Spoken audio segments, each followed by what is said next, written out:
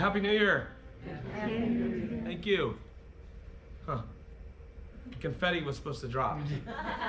The balloons were supposed to come down. We'll try it again later. Isn't it easier to say 2020 than 2019? I mean, isn't that so much nicer? I hear you can even just say 20 or apostrophe 20, right, Dave? Yeah, you can say apostrophe. You got to put the apostrophe in. Otherwise, I was reading, if any of you are on social media, that the FBI has warned if on legal documents you just put 20, someone could put like 17 after it and say you signed this years before. So that's something else for you to be paranoid about. Man, that is good. Something to think about. Hope that doesn't cause any problems. Go rush out and change all of your checks. I'll be writing 2019 for 3 months. Whew. Well, this is the time of the year when we talk about kind of new starts and how we're going to do things differently. And so we're going to do a month-long series on, which it's only a few Sundays, right? It's only like 4 Sundays. Sure. On this concept of a do-over. A do-over. And it's a little bit different maybe than New Year's resolutions, hopefully. It has a lot to do with God's grace and how He works through different relationships, starting with you. I first used the term do-over when I was in about 3rd grade at Brownsville Elementary down here in Illahee, playing Foursquare. And you know, there are no referees out there out in the field, out in the grid, out there in the hood.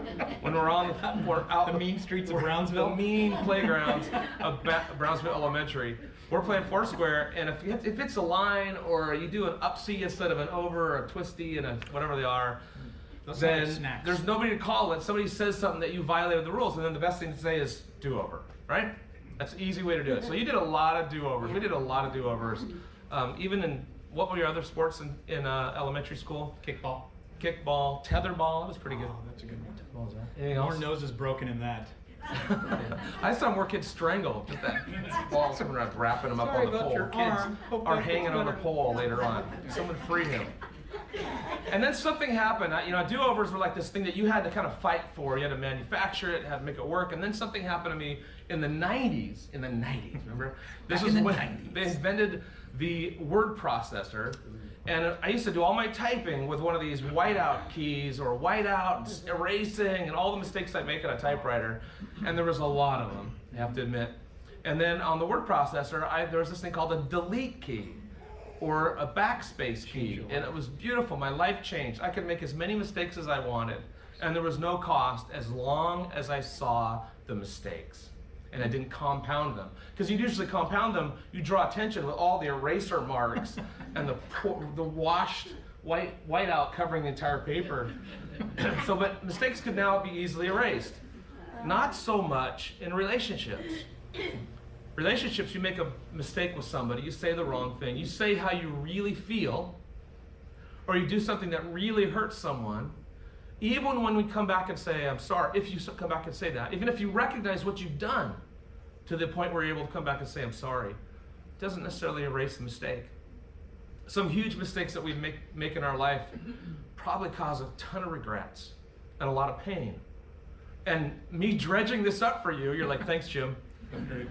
Might not be helpful if you don't know what to do with it. If all your job is to just kind of push it back down again, thanks, Jim, they put that back where it belongs, it's going to pop up at one time in your life. In fact, some of you, you're probably living with mistakes that you've made on a regular basis, if not every day, you're feeling it. So even if others are willing to give you a chance, a second chance, it's not easy to change. And it's often not easy to forgive. So today we're going to look at the example of Peter, apostle of Jesus, disciple of Jesus who lived in the 1st century, and see if there are any applications we can draw that will make hope, kind of give us hope for today. Everyone, I'm going to start with this premise. Everyone here is broken in some way. Otherwise, you wouldn't be here. Jesus calls to him the lost, people who are lost and broken and hurting, people who are without a way. He calls them to himself, and he begins the process of healing them and restoring them and helping them find recovery. So many of us, most of us, all of us have made mistakes. And many of us are still making mistakes that are destroying relationships and destroying our self-concept, destroying our relationship with God, or destroying our hope for the future. Unfortunately, the church hasn't been a safe place for many of us in the past. We often can't be honest about the mistakes that we've made, the things that we've done, or the mistakes that we're currently making, especially the ones that we can. In fact, we feel like it's safe if I can say, yeah, I did something 20 years ago and now I'm healed, then I can share that with most of you and you go, okay. But if I say I'm struggling with something today, it's difficult in the church, and I don't want it to be that way. I want us to recognize that we're all broken, we're all struggling, we've got different areas, things that we've got blind spots to, and other areas that we're full on trapped in. And let's recognize it together. The church itself, the institution you mentioned a moment ago, needs a do-over. We need to realize that this has got to be a place of grace. It's not a place where we set up a pecking order and figure out who's in, who's really got it together, who doesn't. If you're a Jesus follower, you are in recovery. Okay, so here's the context. Peter needs a do-over because you guys remember this is the biggest mistake that he made in his entire life, was when Jesus was brought before his crucifixion, and Peter is waiting outside in the courtyard for Jesus to meet Pilate and deal with all the legal stuff that was going on. Peter denies Jesus 3 times. In fact, what's crazy about that is that Jesus told him just hours before, Peter, you'll deny me 3 times before this night's over. And Peter said, no way. It's in a lot of different contexts. Here I'm going to pull it out of Mark chapter 14. Peter has a major regret because after he denies him the 3rd time, what happens? Rooster crows, which is really cool. Significant because that's what Jesus predicted. That's only why it's significant. Peter denies knowing Jesus. A bit after he realized what happened, we're told in Mark 14 that Peter broke down and wept. I mean, this could have done it for him.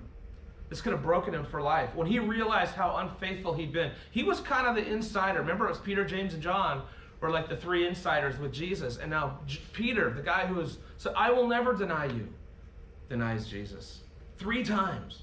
Would he ever recover? So today we're going to talk about, just thinking about how terrifying that is. And if any of you have ever been in that place where you know you've messed up and suddenly given that spot, a do-over is this life-giving breath of fresh air, right? So we're going to talk about the elements of this do-over. What does this look like? The pieces of that.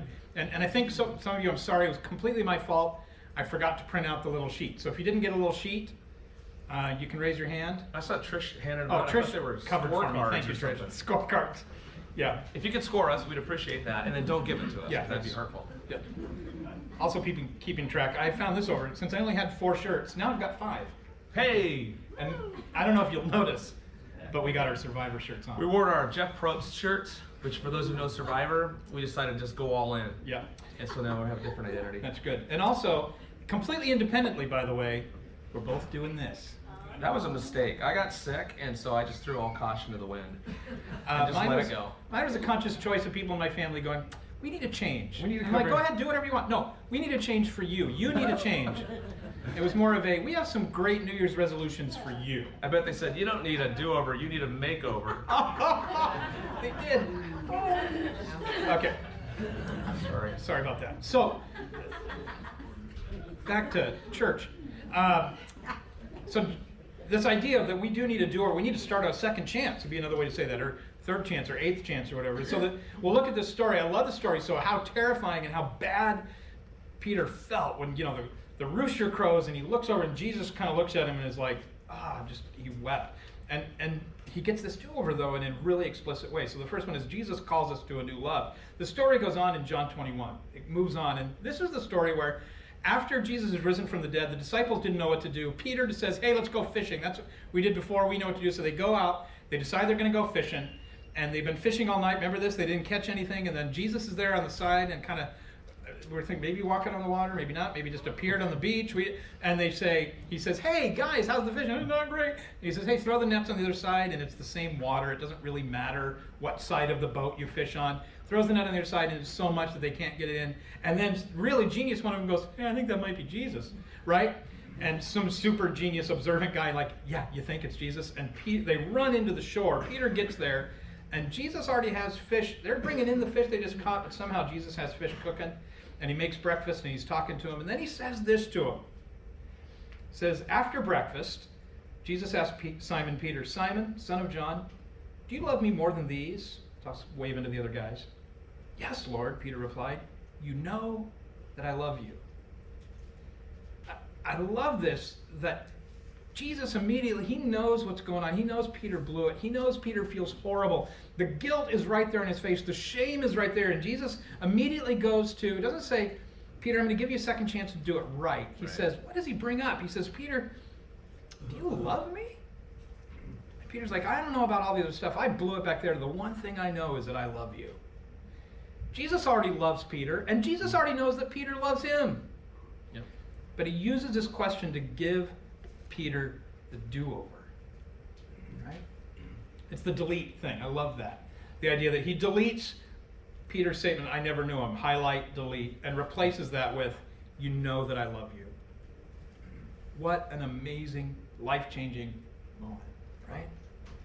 And so we understand that forgiveness and grace, that's what a do-over is all about, right? This idea of forgiveness, accepting and giving forgiveness, and grace that comes with it are the huge parts to a real life do-overs, real life second chances. That do-over was to love Jesus, not just to understand that Jesus loved him, but then to acknowledge and admit that the foundational, the basic thing was to admit, no, I do love you. I messed up, but I do love you. The idea wasn't to say, again, go get it right this time. Good luck, hope it works out. Yeah. Right? The idea was, no, do you love me? That's the baseline. That's the important part. And when we see this confirmed later on, Peter writes a whole other book called, 1 Peter. 1 Peter, which is an interesting name in light of the context. Right, because it comes right before 2 Peter. This is the kind of in-depth Bible study knowledge you get. We did a little research on this.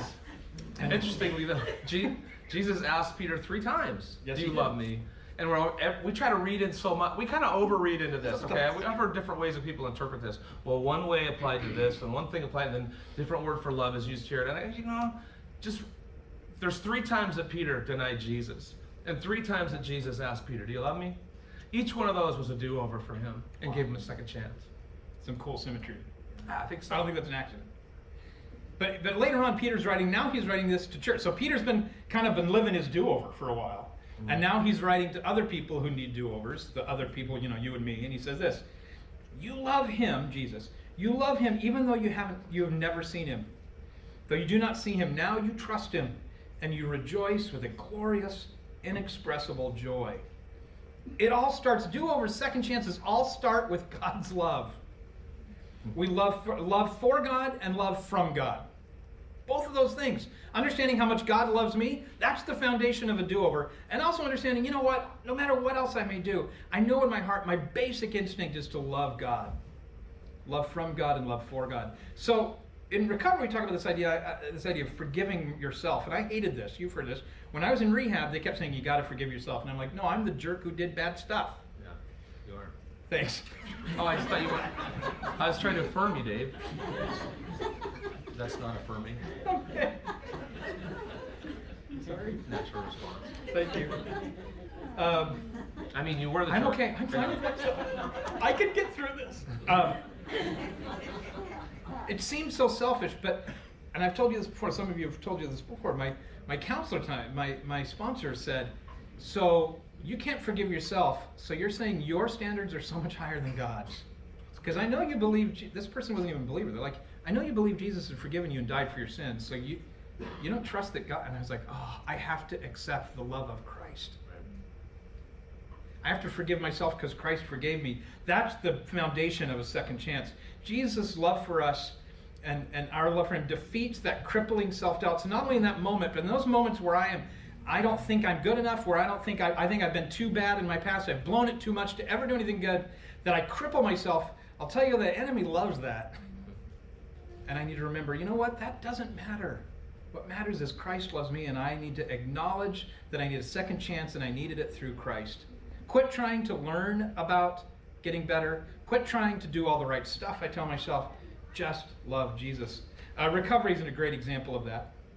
And when I was in rehab learning that, and when I've been in recovery since then, realizing that by definition I need a second chance. I cannot fix it on my own. That's all one of the things we always talk about is, how's it going on your program to fix it yourself? How's that working out for you? Right. Oh, not great. I've been trying for 15 years. But this time it's going to work.